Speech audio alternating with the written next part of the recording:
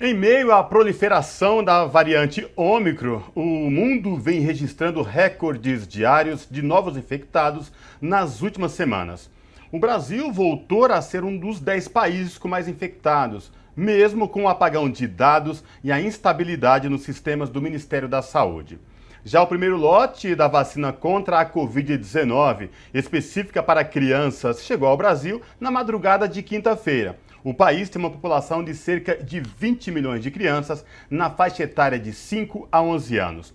Para falar sobre essa questão, o Revista Brasil TVT conversa agora com Arthur Quioro, professor, médico sanitarista e que foi ministro da Saúde no governo da presidenta Dilma Rousseff. Boa noite, professor Arthur Quioro, seja muito bem-vindo, prazer em falar contigo. Prazer é todo meu, viu? Prazer imenso estar de novo com vocês. Maravilha. Professor Arthur Quioro, os alertas foram dados já em 2021 que a gente não poderia baixar a guarda jamais. Final de 2021 veio uma nova variante do coronavírus. Já sabe-se que é muito mais contagiosa do que não sabemos a letalidade dela. O mundo inteiro, né, a predominância já é da nova variante a Ômicron. A gente não aprendeu nada com o que foi dito lá atrás, professor, em relação à pandemia, e hoje voltamos a ter o sistema público de saúde e até mesmo o privado já dando sinais de saturação? Na verdade, é quase que uma reprodução dos equívocos, né, das enormes dificuldades que o Brasil, de alguma maneira, o mundo, estão enfrentando no enfrentamento da pandemia de Covid. Com uma diferença substantiva, que é o fato de que a Ômicron, essa variante que agora já é predominante, inclusive no Brasil, né, na Europa, nos Estados Unidos, para se ter uma rápida disseminação, ela explode o número de casos novos. Só para você ter uma noção, nós estamos com os dados no Brasil bastante prejudicados porque nós estamos vivendo um apagão há mais de 30 dias. Portanto, dependendo da fonte que a gente consulta, a gente pode ter diferentes informações. Mas usando os dados do CONAS, que eu acho que são os dados talvez mais seguros que nós temos nesse momento, nós tivemos uma explosão confirmada do número de casos, comparando a última semana epidemiológica de 2021 com esta primeira semana. Nós pulamos de 56 mil casos confirmados para 280 mil casos. Os dados de ontem indicam alguma coisa em torno de 80 mil casos. Entretanto, e aí é a notícia que eu quero diferenciar, é o fato de que não cresce na mesma proporção o número de óbitos, felizmente, e nem o de internações por casos graves em UTI. E aqueles que ocorrem se circunscrevem ao universo de não vacinados. Então, a diferença que nós estamos vivendo entre a explosão que ocorreu a partir de fevereiro, março de 2021, aquela onda, segunda onda no Brasil, a terceira onda que nós estamos vivendo agora, né, é exatamente ao fato de que as pessoas vacinadas, elas se portam de uma maneira diferente. Elas não ficam imunes à infecção. A Ômicron, essa variante da Covid, ela tem uma característica, ela é mais contagiosa, ela é mais rápida, isso é importante. As primeiras cepas da Covid demoravam alguma coisa em torno de 7 dias para poder desencadear sinais e sintomas. A Ômicron, ela surge mais rápido, 3 dias já aparece o quadro de infecção. Muitas pessoas são assintomáticas e transmitem a doença, né? E ela tem uma predileção, assim, uma maior incidência também entre os mais jovens, entre as crianças, entre os adolescentes. Daí a importância de nós conseguirmos, de fato, tender ao máximo a vacinação. Eu quero chamar a atenção para o fato de que nós temos hoje 145 milhões de brasileiros com doses completas de vacinação. Isso corresponde a 68% da população. É uma vitória. Sim. Se a gente considerar que nós estamos lutando contra o Bolsonaro, contra os negacionistas, né, contra os interesses econômicos, etc. Só que é preocupante o fato de que nós temos 32% da população, né, ainda desprotegida. Veja, nós estamos falando de 68 milhões é mais ou menos, só para ter uma noção, a Argentina, o Chile e o Uruguai junto. A população total é muita gente ainda desprotegida. Nós temos 10% da população tomou a primeira dose e, em particular, idosos, pessoas pobres, vulneráveis, muito desinformadas, sofrendo essa guerra de desinformação, de fake news, não voltaram para fazer a segunda dose. E não há uma iniciativa do governo, né, de fazer uma busca ativa, de rapidamente estender. Eu vou dar 2 exemplos: Portugal e o Chile, países que já ultrapassaram a faixa de 90% da população com doses completas. E isso faz toda a diferença. Voltando um pouco para a Ômicron, o que ela impacta significativamente? Ela produz, de fato, um grande número de casos. Nós estamos vivendo isso. Isso tende a criar alguns problemas muito importantes. Primeiro, superlotação das unidades de emergência. UPAs, SAMU, pronto-socorros. Afetou demais as equipes médicas, as equipes de saúde. Portanto, isso ajuda a sobrecarregar. Há um impacto nas enfermarias clínicas, mas não há ainda um impacto substantivo sobre os leitos de UTI.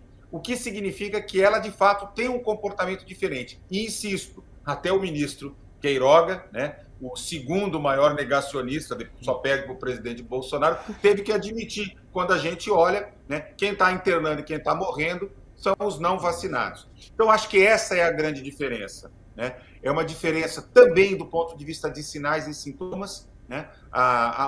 Essa variante Ômicron tem algumas características: diarreia, dor de garganta, menos acometimento do sistema pulmonar, menos fenômenos tromboembólicos. Então, isso explica, inclusive, essa diferença da gravidade, mas o fato é que, né, nós não nos livramos ainda da pandemia de Covid.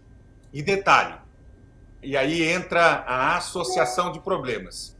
No Brasil, a gente está vivendo, neste momento, 2 outros fenômenos que precisam ser considerados. Alguma coisa que se antecipou, que era esperado a partir ali do inverno, no começo do inverno, né, que é a gripe, a H3N2, né, que está atingindo fortemente, inclusive com muitas pessoas tendo as duas coisas, tendo Covid e gripe. Algumas pessoas só gripe, outras pessoas só Covid, mas a dengue já começa também, né, a estar presente. Então, é preciso, e isso impacta sobre os serviços de saúde, sobre as equipes médicas, dificulta muitas vezes o diagnóstico dos profissionais de saúde, mas nós não podemos desconsiderar essa situação crítica que o Brasil vive. Aí, gente, junta-se com a desassistência, 2 anos que as pessoas não fizeram os acompanhamentos necessários, né? Houve certo...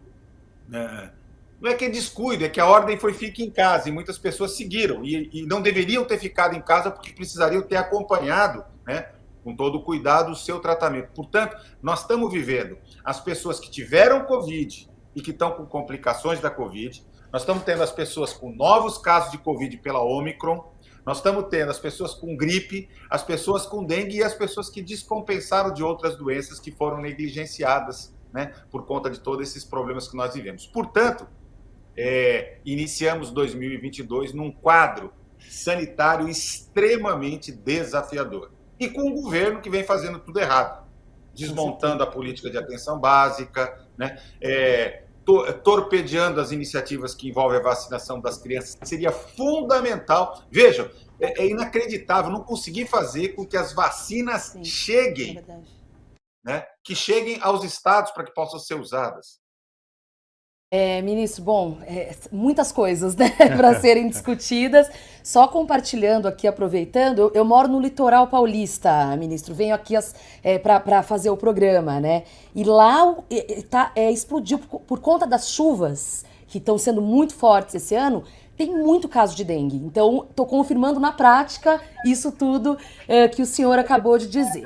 Bom, a gente quer falar das crianças, mas eu queria também falar de uma outra coisa, da questão dessa mudança de comportamento por causa da variante Ômicron e de algumas notícias que saíram no início da semana, dizendo, principalmente de pesquisadores estrangeiros, que a Ômicron e este comportamento poderia significar o início do fim da pandemia.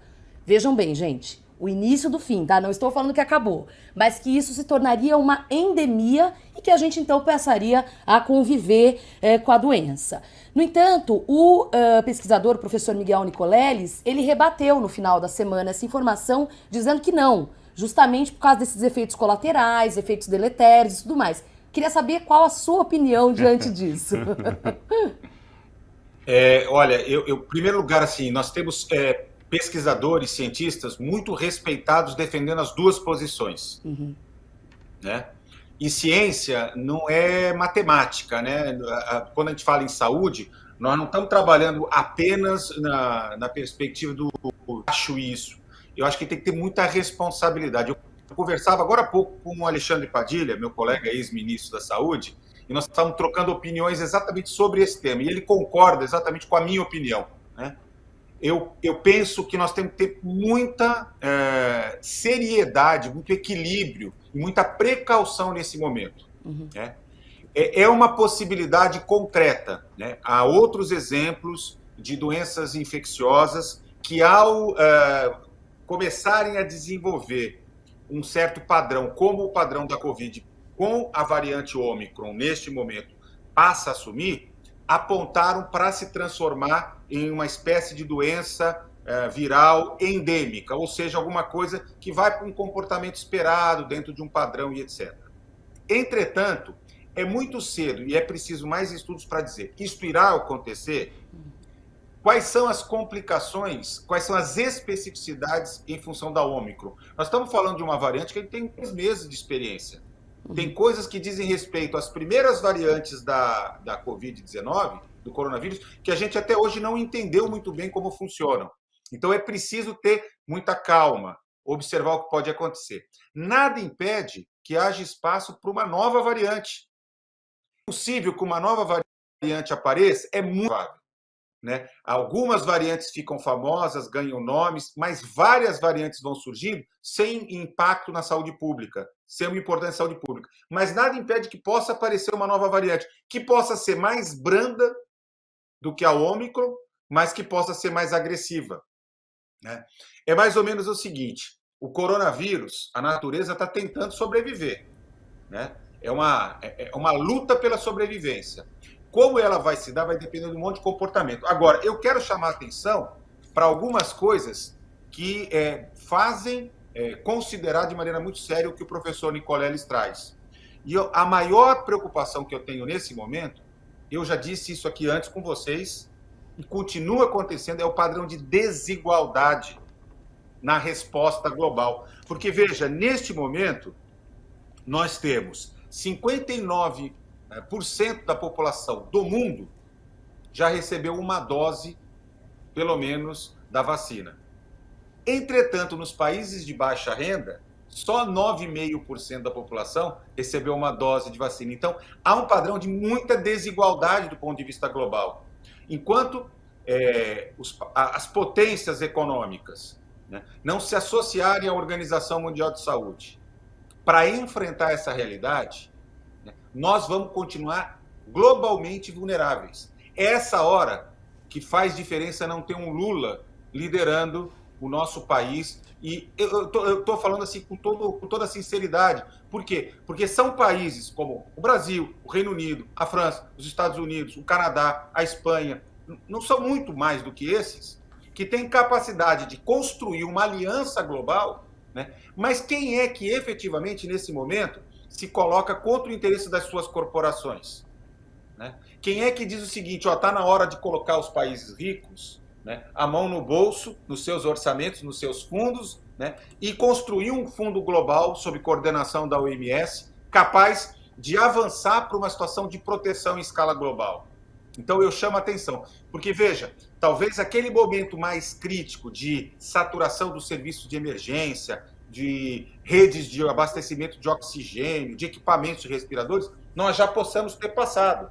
Mas vejam, quem nos assiste hoje na TVT, muito provavelmente deve ter passado agruras, mas assim, muito, muito graves, nesses últimos dias, quando procurou tanto o serviço público quanto o serviço privado, com incapacidade de dar a resposta, e aquelas pessoas com febre, com dor, né, com sofrimento e tal. Portanto, é necessário compreender que ainda temos que continuar associando um conjunto de medidas que passam pelo uso da máscara, né? Vejo que inclusive nos protege contra H3N2 também, né? É a mesma.